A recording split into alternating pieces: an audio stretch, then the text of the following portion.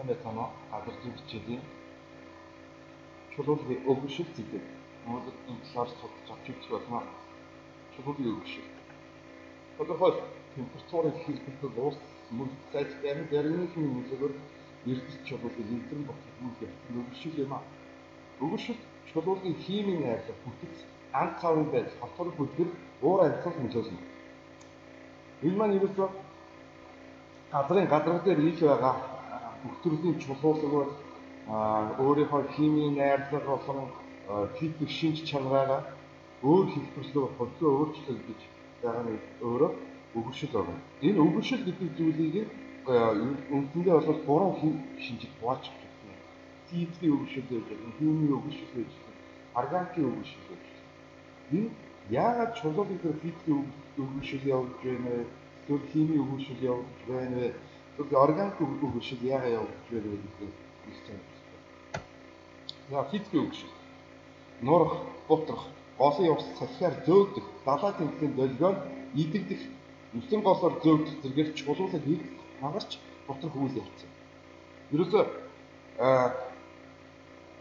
өндөр уулын оройноос чулуулыг хөндийн хүчний нөлөөгөөр доошоо унжаахтаа хагас бутраж болно. Голын ус байг урсаар байгаа голын чулуулыг мүлгэр болгох юм байдаг. Салхи хүлээсээр байгаа бардгар болгох юм байдаг. Далай тэмдгийн долгион идэгцэн далай одоо хүчтэй давалгаамаа болоод өглөө болол тэр цохион маань бардгаас бол гөлгөр болж өөрсөн байдаг. Энэ маань өөрөө физик өгшил. Энэ зураг дээр маш тодорхой байна. Чулуун дээр хурд тундас орсон байна. Тэр хурд тундаснаа өвөл босгоод хөлддөг. Хөлдөөд ан цаваар дахиж нэвчээ орсоор байгаа чулуулыг хагалж. Ерөөсөө уран төлөвт байж чаддаг хөлдгөөрөө хэлдэг ганц бодис маань өөрөө ус гэдгийг сануулж байна. Химийн өгшил. Ус хүчил төрш нүүрс хүчлэхийн амьд организмын нөлөөгөөр чулуулын эрдэсийн химийн найрлага өөрчлөгдөх үйл явц юм а. Чирлэг дулаан уур амьсгалтай газар химийн өгшил эрчимтэй.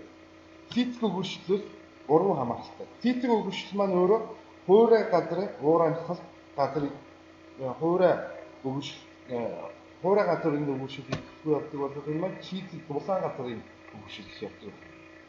Чулуулын химийн найрлага нь өөрчлөгдөж байгаа. Организмын нөлөөгөөр ч юм уу. Ихэвчлэн үүнд хүчил төрөгч бол нүүрс хүчлийн нөлөөлөлт байна. Энэ хаг урсан байна. Хаг ургаад чулуулын химийн найрлага нь өөрчлөгдөж хагарч бутраад бол ийм орог хорог болтлоо тоорч өөрчлөгдсөн. Органик өгшил. Энэ их сонирхолтой. Амьтан ургамал элдв бактерийн үйл ажиллагааны явцад чулуулыг дадарч бутрах найрлага нь өөрчлөгдөх гэдэг органик өгшил. Хадны завсар ургасан модны үндэс томорсноос болж хаг хагарч мордог. Ургамал амьтнаас ялгарх бодисын нөлөөгөөр чулуулыг хөрс шороодог химийн ургал болж найрлага нь өөрчлөгдөх.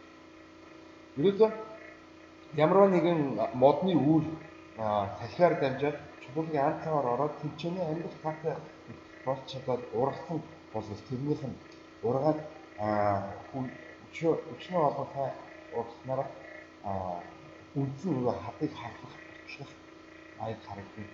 Тэгвэл чулуулын ан цаваар орсон тийм үүснүүд байна. Тэдний маань хоорондоо химийн найрлага дурсан байдаг. Энэ гурван зурган дээр маш тодорхой харуулж байна. За, дүгнэлтийн өндөр. Дэлхий дээр оршин буй бүхний л эрдэс чулуулыг өгшил өртөж байдаг. Чулуулагт эдгээр гурван өгшил дан ганцаар нөлөөлсөн гэж бодсон. Чулуулагт химийн өгшил, физик өгшил, аль нэг давуу өгшил аль нэгэн давуу байдалтай нөлөөлсөн байж байна. Өөрөөр хэлбэл чулуулагт физикийн, органикийн өгшлийн аль нэгэн давуу чанартай нөлөөлж болно. Нэг чулуулыг тэр дан ганц физик өгшил явагдаад үлдсэн нөгөө хим органикийн өгшил нь явагдахгүй гэж ойлгож болохгүй байна. Ерөөсөө физик өгшлийн давамгайлсан чулуулыг тэр физик өгшлийн давамгайлсан ч гэсэн хойноос нь химийн өгшил бат явагдсан, органикийн өгшил бат явагдана гэж байна.